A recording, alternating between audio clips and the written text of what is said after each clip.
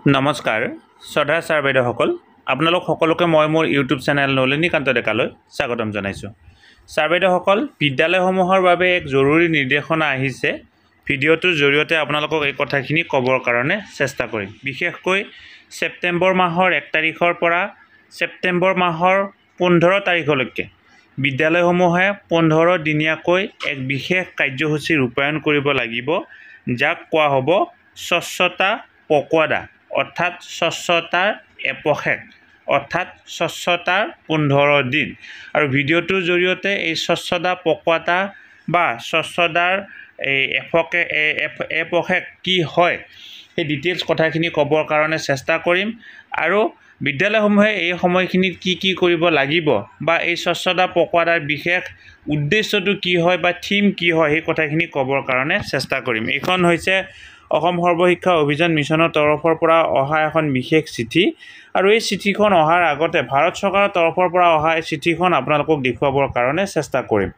Sir বাইদেউসকল, এইখন হৈছে ভাৰত চৰকাৰৰ মিনিষ্ট্ৰী অফ এডুকেশ্যনৰ তৰফৰ পৰা অহা বিশেষ চিঠি।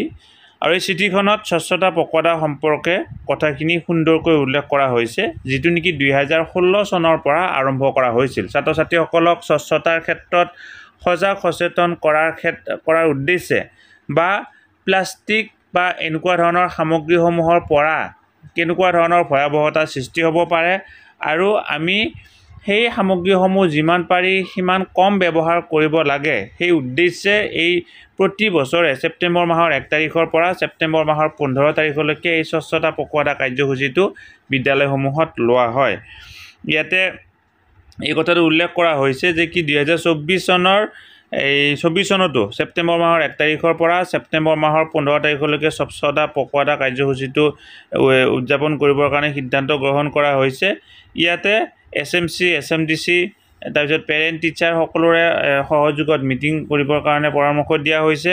আৰু ইয়াতে ছিংগুল ইউজ প্লাষ্টিক, যিবিলাক প্লাষ্টিক নেকি এবাৰ ইউজ কৰাৰ পিছত আৰু পুনৰ ব্যৱহাৰ কৰিব নোৱাৰি, সেইবোৰ যাতে ব্যৱহাৰ কৰাৰ ফলত কেনেকুৱা ধৰণৰ ভয়াৱহতাৰ সৃষ্টি হ'ব পাৰে সেই কথাসমূহ ছাত্ৰ ছাত্ৰীসকলৰ মাজত যাতে ক'ব পাৰি।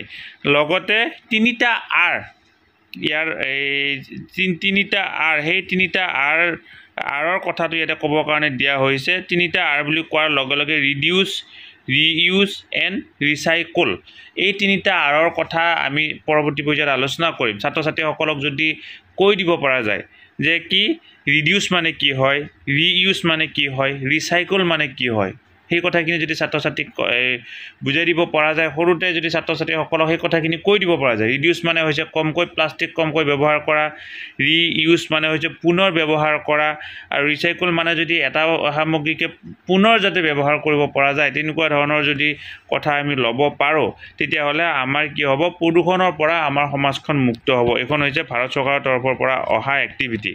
আমাৰ 1 তাৰিখৰ পৰা 15 তাৰিখলৈকে প্ৰত্যেক দিনতে বেলেগ বেলেগ কাৰ্যসূচী ৰূপায়ণ কৰিবৰ কাৰণে কোৱা হৈছে। আৰু তাৰ কাৰণে এখন বিশেষ কেলেণ্ডাৰ প্ৰস্তুত কৰা হৈছে। প্ৰতিটো দিনতে আমি সেই কেলেণ্ডাৰ মতে কাৰ্যসূচীসমূহ ৰূপায়ণ কৰিব লাগিব। এতিয়া আহকচোন অসম চৰকাৰে ইয়াক লৈ দিয়া চিঠিখন আপোনালোকক বিতংকৈ দেখুৱাবৰ কাৰণে চেষ্টা কৰোঁ।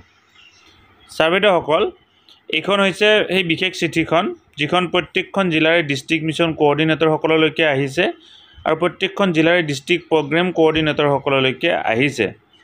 ছাবজেক্টটো হৈছে ৰিগাৰ্ডিং অবজাৰভেশ্যন অফ স্বচ্ছতা পকৱাডা 2024।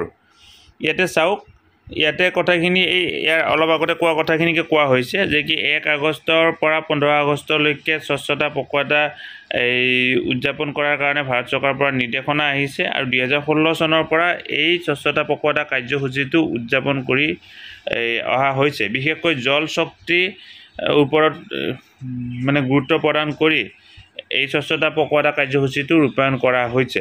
ছাৰ বাইদেউসকল, ইয়াতে এটা কথা কোৱা হৈছে যে চাওক, a Google link will be provided to upload day wise day photograph, video' etcetera which will be uploaded in the Google tracker of MOEGUI every day before 4 PM।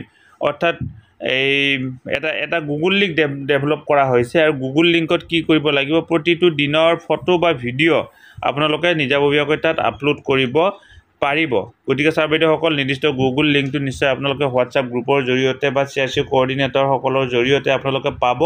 তাত আপোনালোকে প্ৰতিটো দিনৰ এক্টিভিটিৰ যি ফটো বা ভিডিঅ' তাত নিজাববীয়াকৈ আপলোড কৰিব পাৰিব ছাৰ বাইদেউসকল ভিডিঅ'টো যদি এইখিনি কথা ক'লোঁ পৰৱৰ্তী পৰ্যায়ৰ ভিডিঅ'টোত প্ৰতিটো দিনত কি কাৰ্যসূচী ৰূপায়ণ কৰিব লাগিব সেই কথাখিনি আপোনালোকক জনাবৰ কাৰণে চেষ্টা কৰিম আপোনালোকে যিমান পাৰে ভিডিঅ'টো আগলৈকে ফৰৱাৰ্ড কৰিব ভিডিঅ'ৰ ডেছক্ৰিপশ্যনত এটা লিংক দিয়া আছে আমাৰ হোৱাটছআপ চেনেলৰ লিংক আৰু আমাৰ ফেচবুক পেজৰ লিংক তাত আপোনালোকে জইন হৈ ল'লে আমাৰ এনেকুৱা ধৰণৰ খবৰসমূহ পোনপটীয়াকৈ আগতীয়াকৈ পাবৰ কাৰণে সক্ষম হ'ব ধন্যবাদ শ্ৰদ্ধা ছাৰ বাইদেউসকল নলিনীকান্ত ডেকা নামৰ ইউটিউব চেনেলটো হৈছে এটি শিক্ষামূলক ইউটিউব চেনেল এই চেনেলটোৰ জৰিয়তে আমি শিক্ষক ছাত্ৰ ছাত্ৰী অভিভাৱক আৰু বিদ্যালয়ৰ কাৰণে উপযোগী কিছু ভিডিঅ' প্ৰস্তুত কৰিবৰ কাৰণে চেষ্টা কৰোঁ আপুনি যদি আজি পোনপ্ৰথমবাৰৰ কাৰণে এই চেনেলটো চাইছে অনুগ্ৰহ কৰি চেনেলটো ছাবস্ক্ৰাইব কৰিব আৰু অল নটিফিকেশ্যন প্ৰেছ কৰি থ'ব